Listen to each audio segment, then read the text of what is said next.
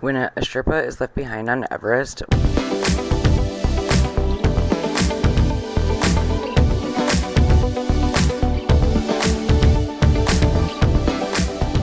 what does that say about us?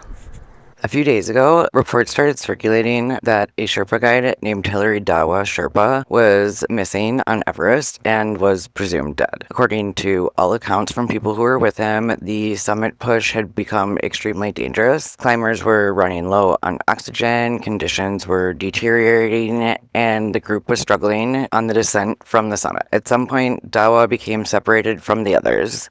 The people who were last with him made it back down the mountain and reported that he was missing. And by the time people started publicly talking about what happened, he had already been missing for a significant amount of time. People started just talking about how he was presumed dead. The hours turned into days, and eventually we were talking, no way he would have been up there for 5 some days. What stood out to me is that no rescue efforts were ever launched. People were asking questions and pointing fingers, like, who should have done this and who was responsible, but the assumption quickly was made that he was dead. And yeah, I mean, that assumption did really make sense. He had disappeared high on Everest in one of the most dangerous environments on Earth, and then everything changed when, basically on the eve of the 6th day, nearly 6 days he was up there, they found him, and he was alive, but they found him literally crawling down the mountain, and he had just gotten through Kambu Icefall when they found him, and it was a pollution control team who found him. And at this point, many details are still emerging, and there's still a lot of unanswered questions. But regardless of how the story ends up unfolding, surviving 6 days under those crazy conditions is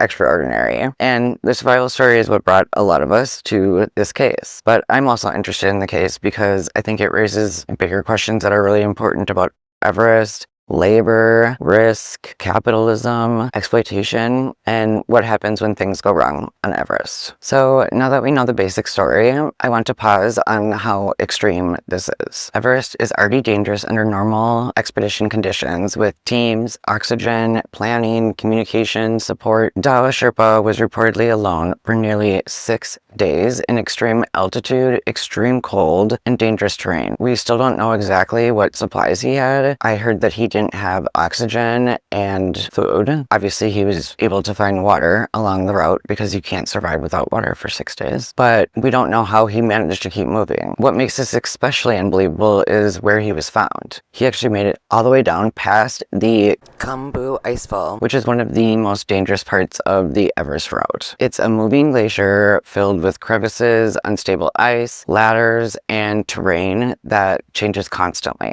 So surviving the exposure is one thing, although I saw some pictures and he's definitely going to probably lose a couple fingers, if not fingertips. But surviving the descent is another. And making it that far while injured, frostbitten, exhausted, no headlamp, no oxygen, no food, alone is the part that I genuinely have a really hard time wrapping my head around. It's just crazy. So yes, this is an extraordinary tale of survival, and I'm sure it's going to be an amazing episode of I Shouldn't Be Alive Right Now. That would be if they actually brought the show back, which they totally should. That was one of the best shows around, but you know what I mean. You should write a book or something. But I do think we need to be careful with that, because the takeaway shouldn't be that Sherpas are superhuman. The takeaway should be, how did a worker end up abandoned in conditions that everyone assumed were totally unsurvivable? Don't get me wrong, the survival story is super incredible, but I think it's important to understand who we're really talking about. Sherpa is not a job title. Sherpa is an ethnic group from the Himalayan region of Nepal. And while many Sherpas do work in mountaineering and expedition support, not every Sherpa is a mountain guide, and not every mountain guide is a Sherpa. There are many different ethnic groups involved in trekking, climbing, and expedition labor throughout Nepal and the world, including groups like the Rai, Tumang, Gurung, and Bote people. That distinction matters because when Western media or tourists use Sherpa as a shorthand for a person who helps you climb, it can erase the fact that these are real ethnic communities, real workers, and real people with different backgrounds, jobs, risks, and responsibilities. And yes, Sherpas have incredible mountain knowledge, and many have generations of experience at altitude. People have talked about Sherpas almost like there's some mythical mountain people, like they're somehow built differently money from everyone else. I think my dad told me one time even that there's also research suggesting that some high altitude populations have biological adaptations that will help with oxygen use, like the Sherpa. But that should not be twisted into this idea that Sherpas are invincible or that their survival is somehow expected or a given. They are skilled workers. They're not disposable workers, or they shouldn't be. So why would someone keep taking jobs on Everest even when the risk is this extreme? The obvious answer is it's all about the Benjamins, baby. Money. But yeah, I don't mean that necessarily in a judgmental way at all, especially with the Sherpas. I mean that in more of a structural way. So I decided to look this up, and I found out that Nepal's average annual income is around $1,470 a year. That's 1470.00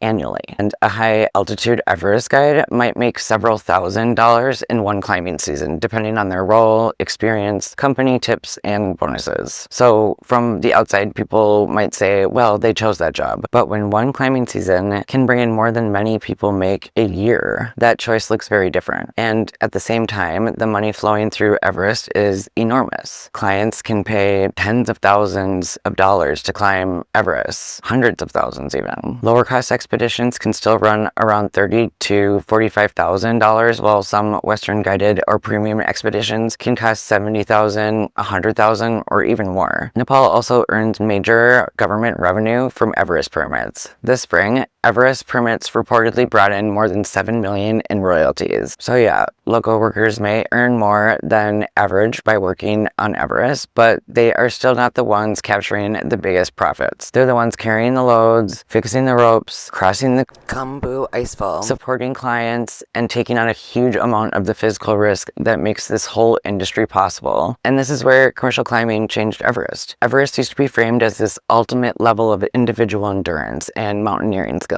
But commercial expeditions changed the equation. Now, a person with enough money can buy access to an entire support system designed to help them reach the summit. That support system includes guides, porters, cooks, base camp staff, icefall doctors, rope fixing teams, cleanup workers, and the local infrastructure that makes this whole thing possible. And the risk is not evenly distributed.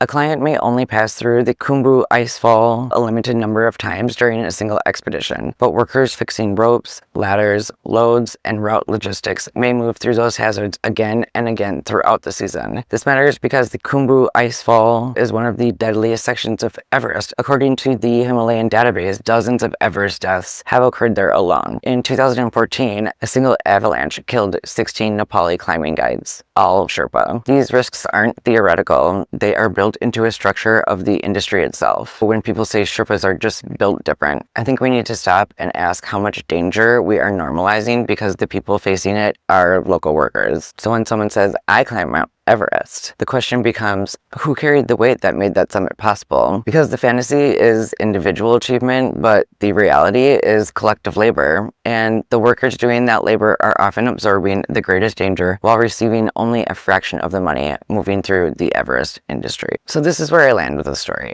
Hillary Dawa Sherpa surviving on Everest for 6 days is incredible. I don't want to take anything away from that, but I also do not want his survival to become a feel-good ending that lets everyone avoid the harder questions. And one thing that has bothered me while following this story is how quickly people move to celebrating him as a hero. But I think it's worth asking why we are so comfortable celebrating workers as heroes after the fact instead of asking whether they were adequately protected in the first place. Because before he was found alive, the conversation had already moved into acceptance. People were talking about him as presumed dead. People were asking who was responsible, but it also felt like everyone had already accepted that he was gone. And maybe that is understandable because this is Everest, but it still raises a bigger question, like who gets searched for, who gets written off, who gets treated like a tragic accident, and who gets treated like a human being worth every possible effort. This is why I think this story matters beyond the survival headline, because Everest is sold as a triumph. It is sold as an ambition, adventure, and personal achievement. But behind that fantasy is a whole system of labor, risk, wealth, and people whose bodies carry the weight of other people's dreams. So yes, this is an amazing survival story, but it is also a story about who gets protected, who gets abandoned, and whose life is treated as expendable once the summit is over. Thank you so much for being here. If you haven't, please subscribe. It is free. And like the like button if you like it. Peace and love. ACAP out. Bye.